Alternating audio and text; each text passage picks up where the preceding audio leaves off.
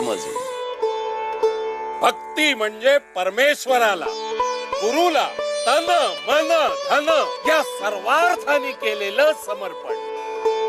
भक्तीत समर्पण फार महत्वाचं.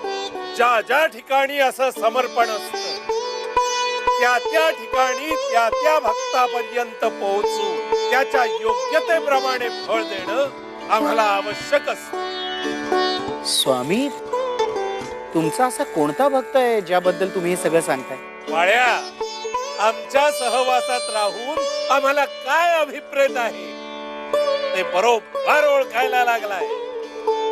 आहे मूर्तिमंत समर्पणाचं उदाहरण असलेला असा आमचा एक शिष्य आहे.